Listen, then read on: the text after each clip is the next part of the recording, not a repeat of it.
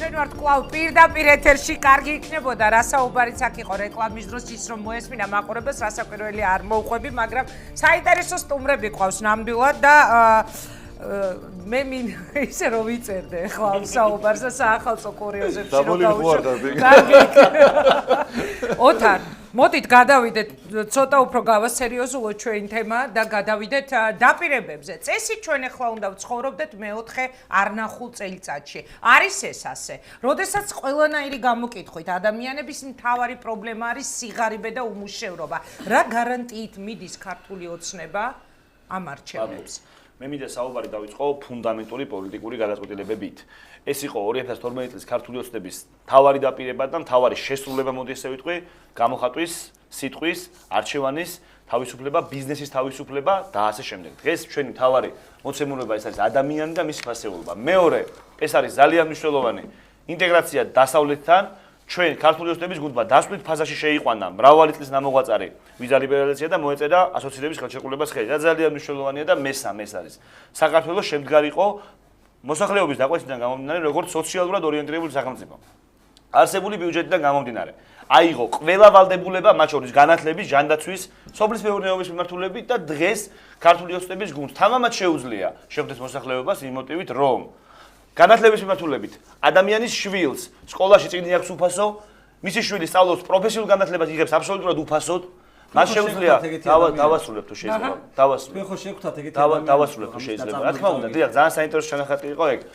21 სპეციალობა არის აბსოლუტურად უფასო, დოქტორანტურა არის დაფინანსებული დღეს საქართველოში და ძალიან მნიშვნელოვანია ჯანდაცვა, რომელიც აისახება ყველა მოხალხის ცხოვრებას და ბოლოს და შევეხო ჩვენი სარეკლამო თემას მინდა შევეხო ბოლოს. არა, სარეკლამოს მერე ბოლოს. ძალიან მნიშვნელოვანი დეტალია ერთი წუთი. კახი კალაძის განცხადებას შეეხო იაგო და მინდა რომ ამაზე კომენტარი გავაკეთო. კახაზე მერე თუ გვექნება დრო.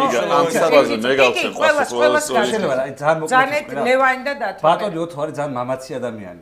მართლად, აი შევამჩნიე ეს ბოლო პერიოდში. ინგა გრიგოლიას ეთერში ლაპარაკობს ამ მთავრობის მიერ მიღწეულ სიტყვის და გამოხატვის თავისუფლებაზე. აი ამას ხო რაღაცა ტიპის სიმამაცე ჭირდება ჩემი აზრით. ხო რა შეიძლება იმას ამ დროს როცა ეს ხელისუფლება არის ეჭვმიტანილი გადაცემების დახურვაში, ჟურნალისტების სამსახურიდან გამოშვებაში და ის რაც ხდება ახლა ნუ ზოგადად შეიძლება თქვა ძალიან საინტერესოა. შეიძლება თქვა ანუ წინა ვიღაცასა წინა ხელისუფლებასთან შედარებით ყველაფერი შეიძლება თქვა უბრალოდ აი ინგა გრიგოლიას ეთერში მაინც რო შეიკავოთ ყველაფერი რო უკეთებო დამაჯერებელი შებარდებითი მე ვიყავი ბოლო გადაცემის შეიძლება იმას თუ რითი ბოლო რეაქციის სტუმარი ვიყავი მე ხალბატონ ინგას გადაცემის როდესაც მის შემდეგ რეაქცია აღარ გადასულა ეთერში დიახ ესე იყო ერთ-ერთი გულშემატკივარი ვარ მისი როგორც ჟურნალისტი როგორც ვიყო მის გადაცემაში ძალიან ხშირად სტუმრად სხვადასხვა ტელევიზიის პირველი სტუმარი ვიყავი მისი გადაცემის ნუ გაინტერესებს დიდი მადლობა მოდით მე გადავალ ისევ დაპირებების თემაზე ლევან ხაბეიშვილთან უნდა არა დაგიბრუნდებით ისევ იმედიად რო გვექნება ლევან ამჯერად უკვე თქვენ გეღიმებოდათ როდესაც ოთარ აბესაძე საუბრობდა განსაკუთრებული რეაქცია ჰქონდათ შემოქმედეთ სოციალურად ორიენტირებული როდესაც იყო სიტყვები ნახსენები რა სიტყვები ძალიან მნიშვნელოვანი სადღეგრძელო მოვისმინე ახლა მე ამ წუთას ახალგაზრდა კოლეგისგან რომელიც ფაქტობრივად ახლა სადღეგრძელოსავით ჟღერდა ის რაც ჩამოთვალა მე მინდა ახლა საზოგადოებას არ დაღული იმ ჩამონათვლისგან რა დაპირებებიც ჰქონდა ახლა ბიზნეს ივანიშვილს დაწყებული უფასო ფულიდან დამთავრებული პენსიებით იგივე განათლებაზე ისაუბრა უფასო განათლებას პირდებოდა ანუ ბიზნეს ივანიშვილი და ძალიან მოკლედ მინდა ვთქვა რომ განათლების სამინისტროს ინფორმაციითვე 18000 სტუდენტს ჰქონდა დაახლოებით შეჭერებული 2012 წლამდე სტუდენტის სტატუსი და დღეს ეს ორჯერ არის ტყუილია დიდი ტყუილია თქვენ ერთად მუშაობთ იცით განათლების სამინისტროში მუშაობ განათლების მინისტრის მრჩეველი ვარ ბოლო 4 წელია მიერვე მოწოდებული ინფორმაცია და რამდენი ათასი ადამიანი ეს იყო სტატუსში გიპასუხებთ ეს იყო კალკულაცია რომელიც მინ შეუჩერა სტატუსი მინ შეუჩერა სტატუსი დათო არა ქონდა ჩემი სამსახური ეგ ტყუილია არ არის ტყუილი მათი სამსახური შემინდა რომ უპასუხო მათ მიერვე მოწოდებული ინფორმაცია რამდენია გეკითხები 18232 სტუდენტს ჰქონდა შეშერებული სტატუსი შემდეგ იყო ეს ციფრი ასული ამას დამატებული 31000-მდე, მაგრამ სტატუსის აღდგენები კალკულაცია ითვლებოდა არასდროს. ხო, კაი, მოდი რა გავაგრძელებ, ხო? მარტო 2013 წელს 21 უფასო სპეციალობით სტატუსი აღდგინა 10322. არა, თავად ყოფილი იყო 31000-მდე. კალკულაციაში. დანარჩენი უკვე საზოგადოებრივ გასაჯოს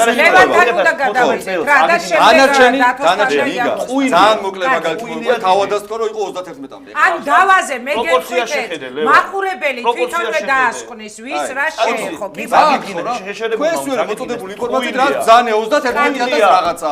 ის 22-ში აღარ აგირიცხებოდა, რომელმაც აგირგინა სტატუსი არ მივცემ. გამორიცხულია ხალხო, ტყუილი არა, თქვენ არა, მე უნდა მივცეს. როდესაც ადამიანი აღსაუბრებ ოთა შეშერებული, ის რომ აგირგენდა 21 იმდენი ტყუილი თქვი ახლა არაფერი არ გითხარი და მაცალე მართლა რა. ის რჩებოდა იმ შკალაში შეშერებულში და მას შენ სადგერძელოს მოусმინე მართლა ძალიან გთხოვი ხა მაცადე რა. აი გავაგზავნე, ნუ მომცემ კაცო სადგერძელო გაცადეთ მოგითხარი. რა შეიძლება რა მივიღეთ ახლა? ჩვენ მე მარტო იმას მოვყვები, რაც თავად გავაკეთეთ არასამთავრობო ორგანიზაციით, მაგრამ პოლიტიკურ პარტიაში მოვიდოდი და რამდენიმე კვლევა მაქვს აქ წამოღებული, რომელიც ასე დადასტურებული და ძალიან მნიშვნელოვანია.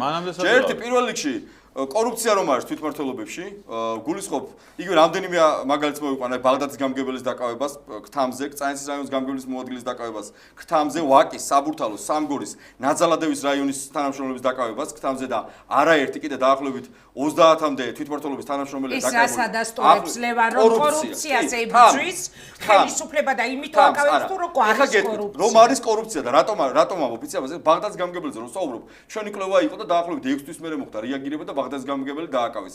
იგივე ნაძალადევის რაიონის თანამშრომელზე როცა ვსაუბრობთ, ეს თანამშრომელი არის სარევიზიო კომისიის მალაღურაძის ასე ვთქვათ, ცოლის ძმა, რომელზეც ჩვენ ერთ წლის განმავლობაში ვსაუბრობთ, რომ ეს ადამიანი გამოსცემში ჩაიჭრა, ეს ადამიანი ნეპოტიზმის ნიშნით იყო ასე ვთქვათ შერჩეული, ეს ადამიანი იყო ნასამართლევი, იგივე ასე ვთქვათ საბურავების ქურდობაზე, ამ ადამიანზე ვსაუბრობთ ერთი წელი. ერთ წლის შემდეგ ეს ადამიანი დააკავეს ქთამის აღების ფაქტზე და ასეთი კიდევ ათეულობით შემთხვევა. ეხლა მეორე, რა შეიძლება? მეორე, კორუფციასთან დაკავშირებით მინდა თქვა, წელიწად ნახევარში ხო, არა უშავს დამშვიდი, წელიწად ნახევრის განმავლობაში 200 მილიონი ლარის ერთპირთან მოლაპარაკების გზით ხელშეკრულება გააფორმა დედაქალაქის მერიამ, საიდანაც 30 მილიონ ლარზე მეტის ხელშეკრულება გაუფორმეს კომპანიას, რომელიც ხელშეკრულების გაფორმებამდე რამდენიმე დღით ადრე დაფუძნდა. ანუ საკუთარ კომპანიას. რამდენიმე დღით ადრე დაფუძნებულ კომპანიებს, ანუ გამოცდილება რომ არ ქონდათ არანაირი იმ სამუშაო წარმოების, რომელიც წარმოებას დაუკაცრო პარლამენტის შეელობა როგორ მოხდა? გეკნებათ რა, მე არ ვარ საქმის კურსში და თუ ცუდი იყო, თქვენ საუბრობთ ამაზე. ძალიან გთხოვთ, ახლა საუბრობ და დამასრულებინეთ რა. 30 მილიონის ხელშეკრულება გაუფორმეს კომპანიებს, რომელიც 2 დღით ადრე შეიქმნა. ასევე კონკრეტულ ხელშეკრულებას უფორმებდნენ ათეულობით მილიონი ლარია გაფორმებული ხელშეკრულებები ქართული ოცნების შემომწირველებზე.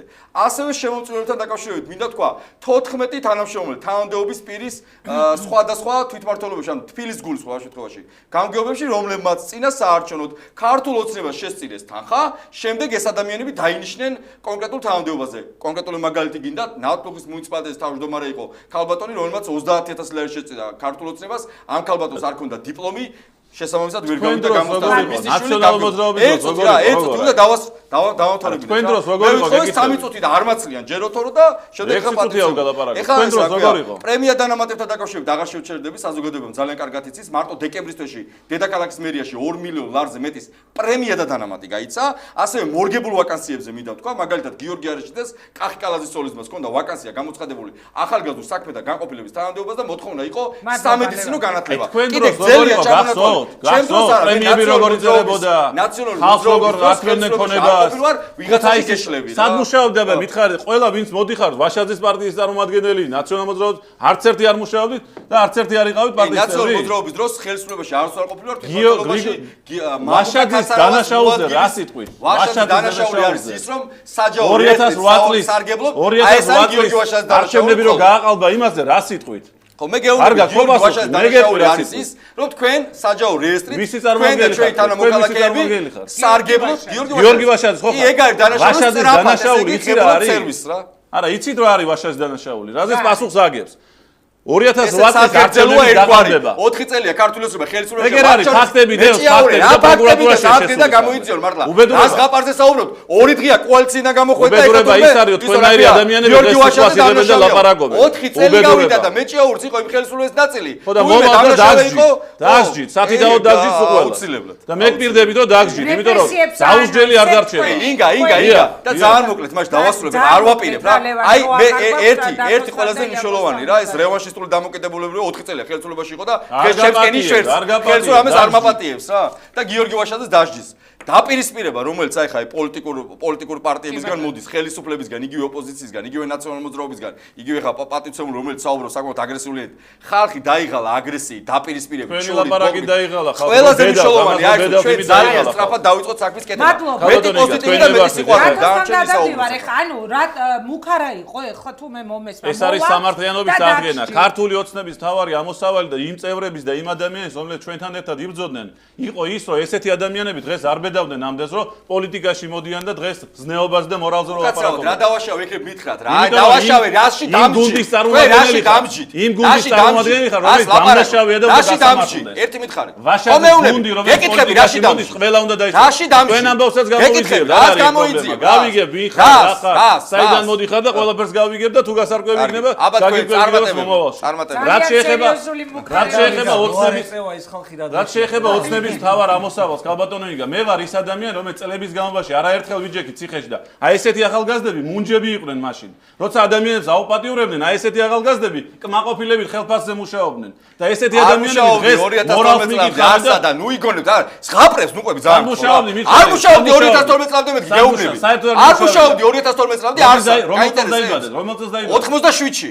კიდე მე 2012-ში დაიბადეთ მეგონა, ვაშაძეს თურმე 2012-ში შესულა პარტიაში. აი ეგ არის თქვენი მორალი, აი ეგ არის თქვენი სამართალი.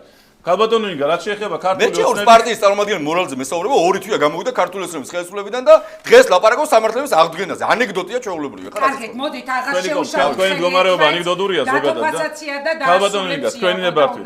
ყველაზე მთავარს ეხა ოთო ლაპარაკობდა, ოთოსაც კარგად ახსოვს რა იყო ეს ბრძოლა და როგორი სულისკვეთება იყო. ყველაზე ცუდი რაც არის მე გუშინელი ღონისძიებას უყურე, მართლა გული დამწვა. დედას გეცებით ალალად ვამბობ, ახალგაზრდულის. ღონისძიება ეს არ იყო ის ახალგაზრდული, რომელიც იყო იმ სულისკვეთებით, რომელიც 2012-ში იბრძოდა. ამ ახალგაზრდულების ნახევარზე მეტი არის კოაბიტირებული ახალგაზრდები, რომლებიც იყვნენ სხვადასხვა პარტიის წევრები, მათ შორის ქრისტიან-დემოკრატების თქვენ არ გეწყინოს ქალბატონო ინგა, არ გეწყინოთ და ნაციონალ მოძრაობის წარმომადგენლები, მათ შორის ახალი მემარჯვენეების EDP-ს, ქართული ოცნების ახალგაზრდები, მე იქ უმრავლესობა ვერ დავინახე და წინა რიგებში დგანან ეს ადამიანები, რომლებიც მე ალალად ვამდობ გულწრფელად, სახელ და გვარებსაც ვიტყვით უსაჭიროა, რომლებიც აგინებდნენ ქართულ ოცნებას და პირადად ბიზნესმენებს. აი ეს არის ჩვენი ქართული ოცნების ყველაზე დიდი სისუსტე და უბედურება. და იაგოსთან გადავიდა. კოაბიტაციის პროცესმა იმდენად დაალპო ეს სისტემა, იმდენად დაალპო ხელისუფლების სტრუქტურები, რომ საბოლოოდ ჩვენ ვღებულობ, ესე იგი, ის ადამიანი, რომელიც ვატერორებდა ეხა ხელისუფლებაში უნდა მოვიდეს. ვაშაძეს გულისხმობ ეხა ერთი ხარ ჩემთვის, სულ ერთია, სახელდაგვარებს არ ვამბობ, მე იმ ხალხზე ვამბობ, რომელიც ერთ გუნდში ხარ. გირჩები შემოდგომას ვივა და იმედი მაქვს, რომ ჩამოიყრებიან სულ ყველანი, მაგრამ ყველაზე მთავარი ის არის, რომ გირჩი დღეს რომ ამბობს, რომ კანონზე, მართალზე, სამართალზე და ამ შემდეგ, ეს არის დანაშაული ჩვენი რეალობის და ყველაზე ცუდი ამ შემთხვევაში არის, რომ ქართული ოცნების თავარი პირობა იყო სამართლიანობის აღდგენა. დემოკრატია არის ის, რომ მეჭაურის პარტია უნდა იყოს ესეთი ადამიანების აღდგენა. მეჭაურის პარტია არის დემოკრატია და ჩვენ მეც იაგოს ყველანი უნდა დაგვიჭიროთ აბა თქვენიც. ერთხელ და სამუდამოდ უნდა დადგეს და მოსამართლეები, რომლებიც ასამართლებდნენ იმ ადამიანებს, რომლებიც ჩვენთან ერთად იყვნენ 2012-ში, ის მოსამართლეები გასამართლებია და ის ადამიანები ხელისუფლებაში მოვლენ. დიდი მადლობა, იაგოსთან უნდა გადავიდე, გვაქვს ზუსტად 2 წუთი. აი ესაა რეალობა. საბოლოოდ მაინც ის რეალობა დადგა ამ სტუდიაში, რაც იქნება არჩევნებზე. რა სიტყვით ამ შანსებზე? ტიტანების ომში დღეს რომელიღაც სტუმარმა ახსენა ეს სიტყვა, ოცნების და ნაციონალური მოძრაობის. სად ხედავთ თქვენს ადგილს? ქალბატონო ინგა, ჩვენ ხშირად გვილაპარაკია და მე მგონი ქართულ საზოგადოებაში ამაზე საუბარი არის, რომ ქართულ პოლიტიკაში ჭირდება განახლება. მე სიმართლე გითხრათ, ძალიან სკეპტიკურად უყურებ ამ საკითხს, რაც ნიშნავს განახლება, ეს ბუნებრივი პროცესი უნდა იყოს, ხელოვნურად ვერ მოხდება და ასე შემდეგ. მაგრამ აი მოდით, რა არის მთავარი ქართულ პრობლემა პოლიტიკაში? 25 წელია ეს ადამიანები, ქართული პოლიტიკის აქტორები, ერთმანეთს უყურებენ, აი დაახლოებით ბევრჯერ აქვთ გამოვლილი იშხუბი, რომელიც ცოტა ხნის წინ აი აქ ამ დარბაზში ხდებოდა და განახლება არის საჭირო იქიდან გამომდინარე, რომ ეს ადამიანები ერთმანეთს იქით ვერ იხედებიან. არ არსებობს ქვეყნის ინტერესები თუ ის ინტერესები ეწინააღმდეგება აი პიროვნულ შეხედულებებს ვიღაცეებთან. თუ ყველას მოწონდა მაგალითად მარიხუანის კანონპროექტი, რატო არ დაგვიჭირეს ხარი, ხო? აი ზუსტად ერთ წამს სხვა რაღაცას ვამბობ. ანუ ჩვენ ქართული პოლიტიკის მონაწილეები ძალიან ხშირ შემთხვევაში იმას, რაც მათ მართლაც სწორი გონიათ შინაგანად, გვერდზე წევენ და შედიან აი იმ დაპირისპირებაში, რა დაპირისპირება ჩვენ ცოტა ხნის წინ დავინახეთ. აი, წარმოდგენა რა აქვს ამ ადამიანს, მაგალითად, გირჩის დარწმუნებული არც ეკონომიკური პროგრამა უნახავს, არც ჩემი CV-ი, არც არაფერი არ არის. ხო, და ნაციონალ მოძრაობას პუტინის პარტიის წევრი მელაპარაკება მორალზე. პუტინის პარტიის წევრი იყავით, ბენდუქიძე თქვენ პარტიაში იყო, გრიგოლ ვაშაძე თქვენ პარტიაში იყო. ერთწამ დეტა ყოფილიყო ბენდუქიძე ჩემ პარტიაში და ალასანი მაგაზე ვიტყოდი უარს, ხო, ნაციონალ მოძრაობას გულისხმობ. სხვა რაღაცას ვამბობ რა. ანუ ჩვენ საბოლოო ჯამში არც ახალი, არ ძველი, არნაირი ცვლილება არ იქნება. ის საზოგადოების მოთხოვნა რაც არის ცვლილებები ვერ დადგება ჩვენ თუ ასეთ ხოცეთ ერთმანეთი ცვლილებებში ახალი ადამიანების მოსვლა კი არ იგულისხმება ცვლილებებში იგულისხმება ახალი აზრი ახალი კულტურის შემოტანა ახლა მე და ბატონი ოთარი მე მგონი არ მახსოვს რამეს დავთანხმებოდით ერთმანეთს აქ მაგრამ იცით არ მახსოვს რომ რაღაცა გირჩები ცვია გვეძახა და მეორე ქოცები მეძახა მე იმისთვის ბატონი ოთარის არ არსებობს და ეს ახალი ტონალობა არა ეს არ არის ახალი ტონალობა არ არის ეს არის ტონალობა რომელსაც 25 შემოაქვს ახალი ტონალობა და დაგიჭე არა, ახალი ტონალობა რას ნიშნავს? 25 წელია ჩვენ ამ ტონალობას ვიცნოთ. ეს ადამიანი არის ჩამოსული საბჭოთა კავშირიდან პირდაპირ ჩვენთან. რა დროს ახალ ტონალობაზეა საუბარი? რაზე უნდა ვესაუბრო? რა ახალ ტონალობა? ვაშაძე წარმოადგენ? ვაშაძე არის ადამიანი, რომელსაც გააყალბა არჩევნები და ამის შედეგად ჩვენ დავკარგეთ ქვეყნის ტერიტორიული მთლიანობა. მათ შორის კოდორის ხეობა და ცხინვალის რეგიონის სოფლები. მადლობა. თქვენი პარტიის შედეგია. დავასრულებ აზრი რო შევარი წუთი მაქვს და აი როგორ შეიძლება ვთქვათ რაღაცა ჩვენ სიახლე ვეძახოთ ერთმანეთთან ჩხუბს ვეძახოთ რაღაცა ცილის წამებებს, ვეძახოთ ერთმანეთზე მოღალატეების ძახილს და ყოველგვარ არაარგუმენტირებულ საუბარს. ეს შეიძლება სიახლე იყოს. მადლობა. ოთარ, ერთი ფრაზით, მხოლოდ თორე ეგრევე გამგვიშავე. ძალიან გთხოვთ. ნომერ პირველი და ლალი მოროსკინი არის ახალი ინტერესი და სახელმწიფო ინტერესის გარშემო გაერთიანებულები ბევრად უფრო მნიშვნელოვნად სახელმწიფოს მნიშვნელოვან кейს დავდებთ ვიდრე დაუშვათ ერთმანეთთან ქილიკი და დაძაბულობა. ერთი საინტერესო რამ აღმოვაჩინე, რა ტონალობაშიც 2012 წლის წინ საუბრობდა ქართული ოცნება, რომელსაც დღეს ადანაშაულებენ კოაბიტაციაში ნაციონალურ მოძრაობასთან, აშკარად 2016-ის არჩევნებზე ამ ტონალობით გამოვა თამაზ მეჭიაურის გუნდი. სწორედ ამიტომ იყო ჩემთვის საინტერესო თქვენი ეს ფრაზები რომ მოვალთ და დაგჭით. ალბათ ბევრჯერ ვისაუბრებთ კიდევ ამ თემებზე. დამნაშავე უნდა დაისაჯონ ქალბატონო ინგა და ესაც ჩვენი ამოსავალი. წარმატება მინდა გისურვოთ დავით ფაცაცია, იაგო ხვიჩია, ლევან ხაბეიშვილი და ოთარ აბესაძე იყვნენ ჩვენი სტუმრები. ვფიქრობ ძალიან საინტერესო იყო ჩვენი დღევანდელი დისკუსია. მე გემშვიდობებით 4 შაბათამდე და ზუსტად 5 წუთში ვახო სანაია მთავარი თემი და დღის მთავარი თემის ირგვლივ სტუმრებით. მადლობა რომ იყავით ჩვენთან.